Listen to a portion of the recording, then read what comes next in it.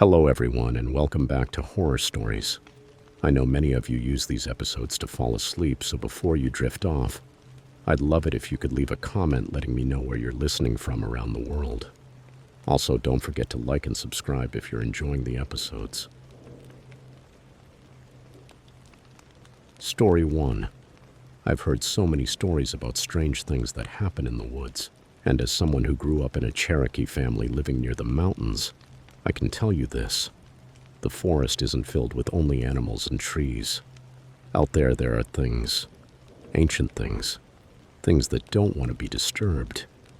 You might not believe me, but if you've ever spent time deep in the woods, you've probably felt it yourself. That sensation that you're not alone, that something is watching you from the shadows. When I was a child, my family lived in a small community near the edge of a national forest in North Carolina. It wasn't a tourist area like those huge famous parks. Most of the land was still untouched, still wild. We were raised to respect the forest, to understand that it wasn't just a place to walk or hunt. To us, the forest was alive, and not only in the physical sense. There were good spirits and bad spirits, and we were always taught to leave offerings before going in. To never take more than we needed, and to never wander too far from the marked paths. But you know how it is when you're young. You think you know more. My cousins and I spent our time exploring the woods, crossing boundaries we'd been told not to cross. It started as a game, like a challenge between us to see who dared to go deeper without getting scared, without looking back. Now I realize how stupid and reckless it was. But back then it felt exciting. And we still didn't fully believe those old stories. There was one part of the forest that all the locals avoided, a dense, dark area that seemed to swallow the light even at midday.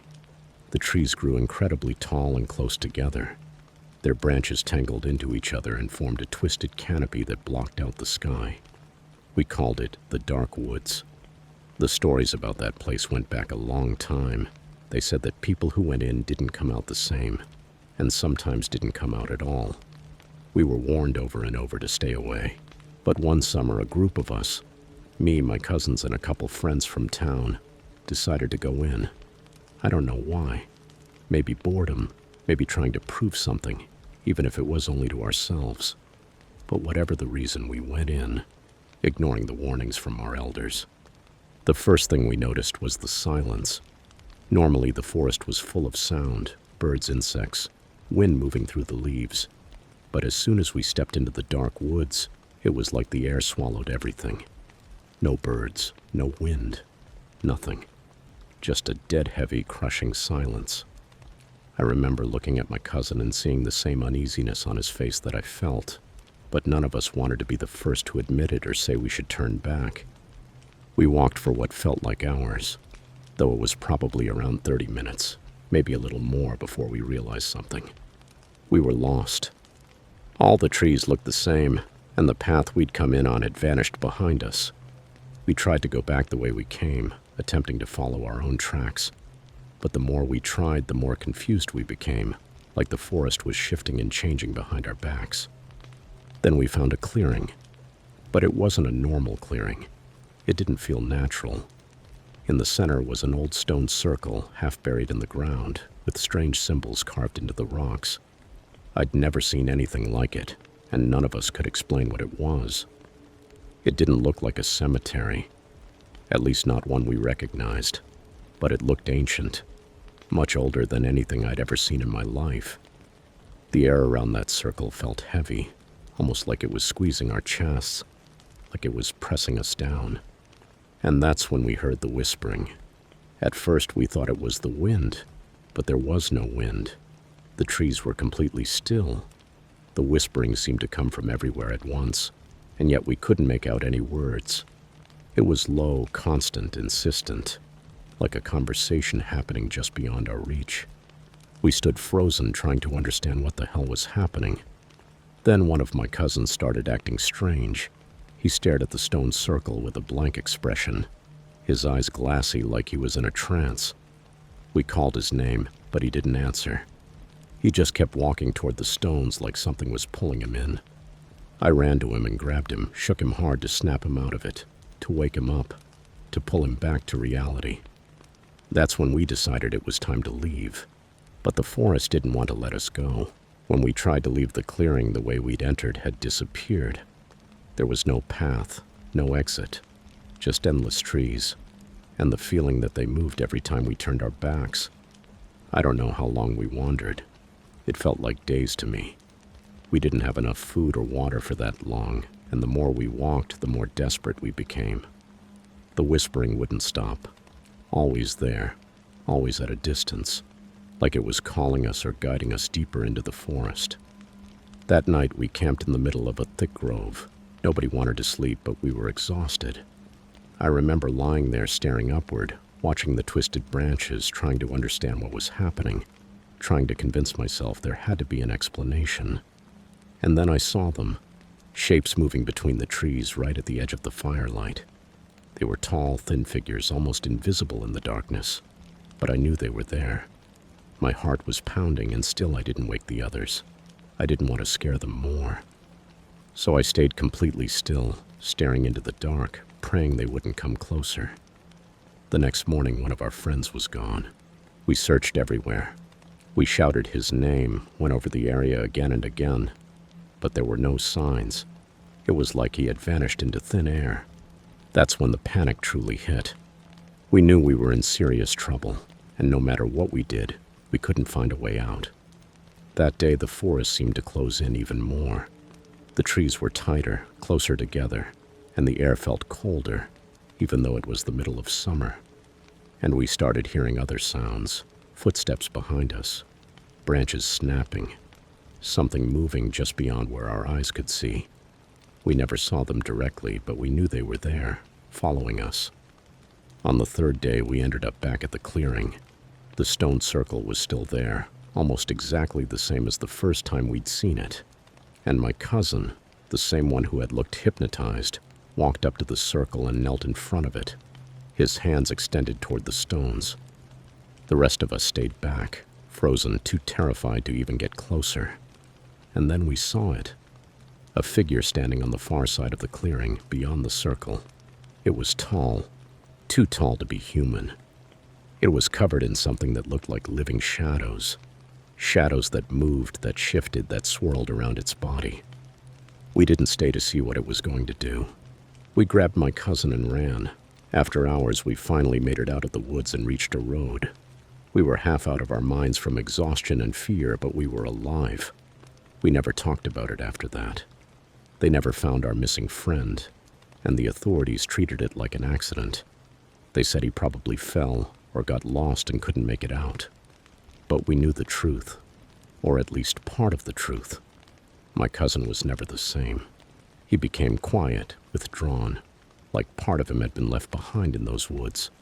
Sometimes late at night, I'd hear him whispering to himself, saying things in a language I didn't understand. I haven't seen him in years. He moved far away from the mountains, but I always wonder if he truly escaped.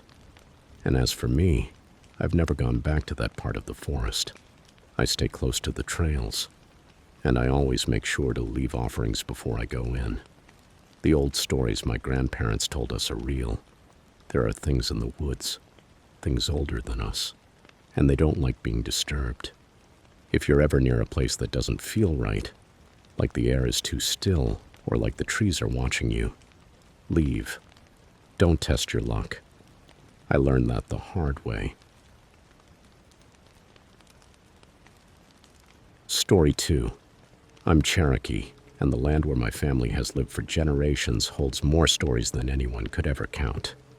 Some of those stories are beautiful, full of life and a deep connection to the earth. But others, well, others are warnings. I grew up in a small town right on the edge of the Appalachian Mountains. For me, the mountains and the forests have been home for as long as I can remember. Since I was a kid, I was taught to respect the land, to recognize its rhythms, its dangers, and its secrets. My grandparents, especially my grandfather, always told me stories about the old ways, ancestral spirits, and the creatures that lived in the woods long before people arrived. There was one story in particular that stayed with me, even as I got older. My grandfather called it the story of Uena, the great serpent. According to Cherokee legend, Uena was a monstrous creature that wandered through the mountains and forests, protecting sacred places. They said it was enormous, covered in scales that shimmered like rain over stone, and that its gaze was so powerful it could kill a man just by looking at him. My grandfather said Uena wasn't just a myth. It was a reminder that the forest has always been home to forces beyond our understanding, forces that don't like being disturbed. For a long time, I never fully believed those old stories. To me, they were just that, stories. But a few years ago, something happened that made me question everything. It was summer and I was back home visiting family. My cousin, who was always willing to chase an adventure, convinced me to go with him into the deeper parts of the woods, beyond the trails tourists usually walk. He wanted to take me to an area my family had always avoided, a section of forest where the trees grew so thick that sunlight barely reached the ground. At first, I didn't want to go. I remembered the warnings from my childhood, the stories about spirits and creatures that wandered those places. But my cousin, who lived for thrills, laughed at my concerns. And in the end, I gave in. I told myself nothing would happen, that it would just be another hike. We left early in the morning, following a narrow trail that soon disappeared into thick undergrowth. The farther we went, the more the silence took over. The normal sounds of the forest, birds, insects, the soft rustle of leaves, faded away until the only thing we could hear was the crunch of our boots on the ground. I started to feel uneasy, but I didn't say anything. My cousin seemed perfectly fine, joking around, trying to act like that silence didn't mean a thing. After several hours, we reached the place he'd told me about.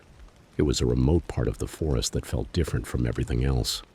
The trees were older, their bark dark and knotted, and the air was thick, almost heavy. It was as if the forest itself was watching us. My cousin, of course, wanted to keep going. So we did. That's when everything started to get strange. We came across what looked like an old campsite, or maybe a settlement. It was hard to tell because it was covered in vegetation. There were remnants of old structures, but no walls remained, just foundations, swallowed by moss and trapped in roots. I knew that place didn't appear on any map. My family had always said there were places in the woods we weren't supposed to go. Places where our ancestors had lived long ago, before removal, before the land was taken from us. Places that still belonged to the spirits. I told my cousin we needed to leave, that it wasn't right to be there, but he didn't listen. He wandered through the ruins, kicking stones and laughing about how creepy everything looked. And then I heard the sound. Something was moving through the trees. At first I thought it was an animal, but the noise was too deliberate, too steady. It felt like it was circling us, always close but just out of sight. My heart started slamming in my chest. I called to my cousin and told him we had to go, but he just waved me off, still laughing. I could feel something watching us, something that wasn't human. The air turned colder, and the forest, which had been disturbingly silent, now seemed to hum with an unnatural energy. The hair rose on the back of my neck, and I knew, deep down, that we weren't alone. Then, without any warning, my cousin went completely silent. He was standing next to what looked like an old stone altar, his back to me. I called his name, but he didn't respond. He just stood there staring at something I couldn't see. I walked closer, and when I got near enough, I noticed his eyes were glassy, like he was in a trance. He was pale and trembling slightly. I grabbed his arm, but he didn't move. It was like he was rooted to the ground. I tried to pull him away, but the moment I touched him, I felt a surge of cold rush through me, like ice running through my veins. And that's when I saw it. A figure was standing among the trees. It was tall, impossibly tall. Its body seemed wrapped in shadows. I couldn't see its face, but I could feel its gaze locked onto me. It wasn't human, but it wasn't an animal either. It was something else, something ancient. I'd never felt fear like that in my life. I couldn't move. I couldn't think. The only thing I could do was stare at it, stiff, completely frozen. The figure didn't move, but its presence felt like weight pressing down on us. At some point, my cousin finally snapped out of the trance. His eyes flew open, filled with terror, and he looked at me. and in that moment I understood that he had seen it too. Without saying a word, we turned and ran. We didn't stop until we managed to get out of the woods and back to familiar ground. When we finally paused, gasping for air, my cousin collapsed onto the ground. He was shaking. He was pale, like a ghost. I asked him what happened, what he saw, but he didn't want to talk.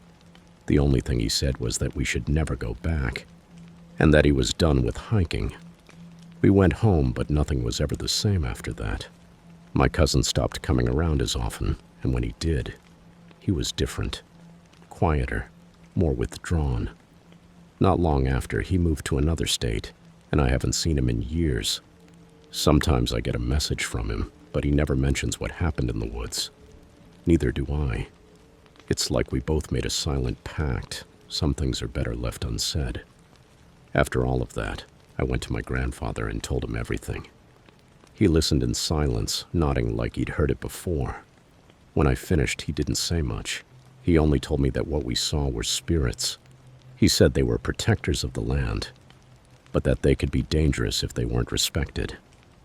He explained that the area we had wandered into was sacred, a place where our ancestors had lived a very long time ago, and the spirits there didn't take kindly to intruders. I don't know if what we saw was truly the Noonie or something else. All I know is that the forest is full of things we don't understand, things that have been there long before us, and that will still be there long after we're gone. The land remembers, and if you don't give it the respect it deserves, it will make you remember in ways you won't be able to forget. Since that day, I stay away from the deepest parts of the woods. I still go hiking, yes, but I stay on the trails, and I always bring an offering when I go. Cornmeal, tobacco, something that shows respect. I think that's the key. The land doesn't belong to us. It never has. We're only visitors, and we have to remember that. If I learned anything from all of this, it's that the old stories exist for a reason. They aren't just myths. They're warnings. Warnings from people who knew the land better than we do. So if you're ever in the woods and you feel like something is watching you, or if the air turns cold and the trees go silent, listen to that feeling. Turn around. Go back the way you came. Because out there, in those places we don't understand, there are things waiting. Things that don't care whether you believe in them or not. Story 3. I don't talk about this very often. Mostly because no one believes me. Not even my own family. I'm Cherokee, born and raised in North Carolina, and I've always felt a deep respect for our land, our history, and the stories passed down by our ancestors. Most people think those stories are nothing more than myths, old tales meant to entertain or teach lessons. But I've learned that some of them are more than just stories. I used to think the same way when I was a kid. My grandfather used to tell us about the Anunguya, the star people, beings who came from the sky to watch over the earth. He said they were powerful, different from us, and that our people had always known to respect them.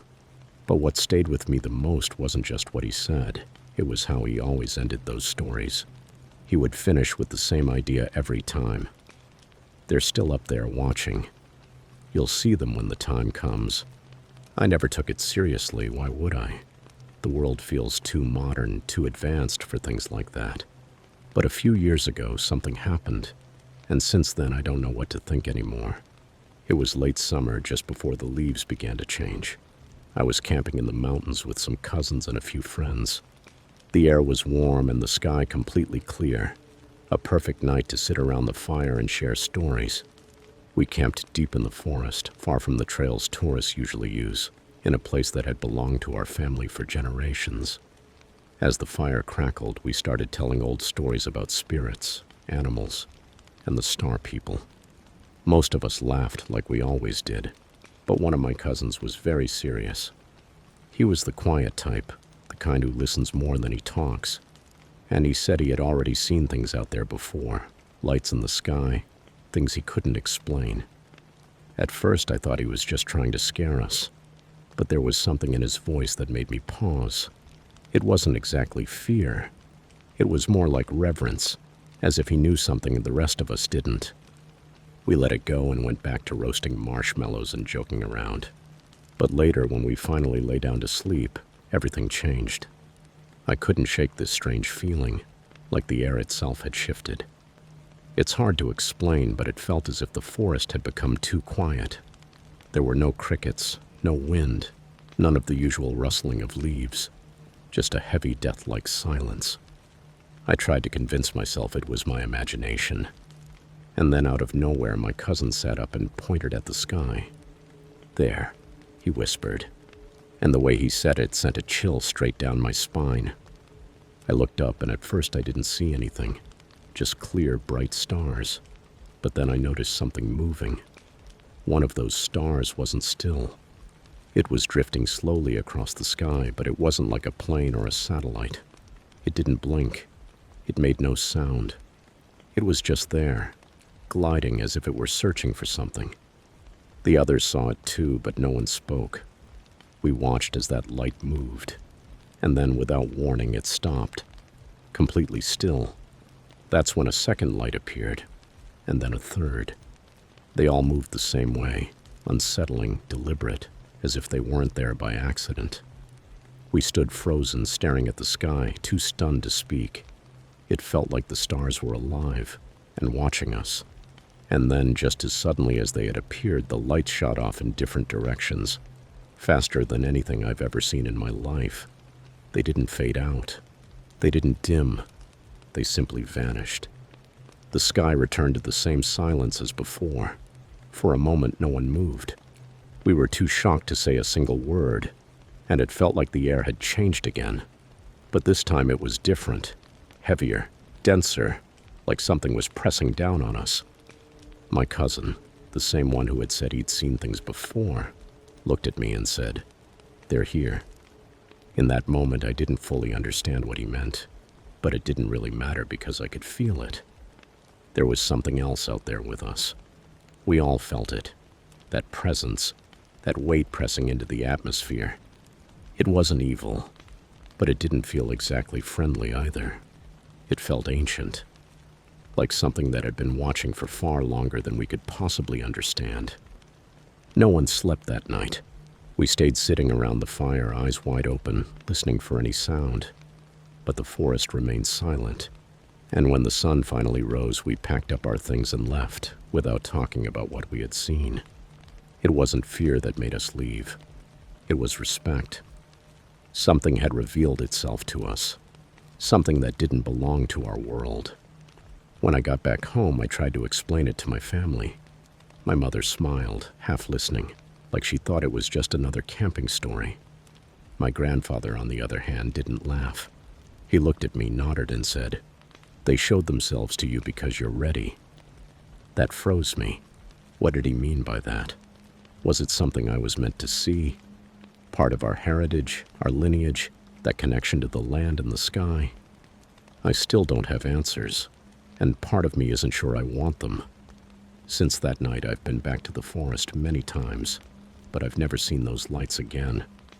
Maybe I wasn't meant to.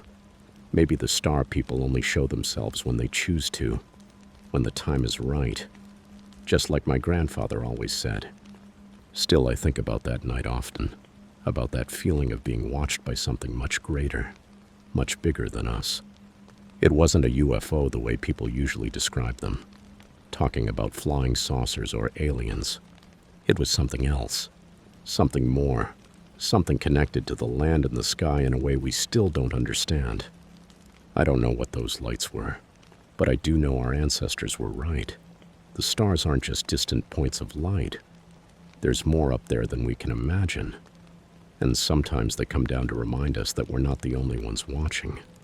So if you're ever in the woods at night and you feel that still heavy air that makes the hair on your arms stand up, look up. You might see something you can't explain. And if you do, remember this. Don't be afraid, but don't be too curious either. The star people have been here a long time, and they're not here for us. We're just passing through, in their world,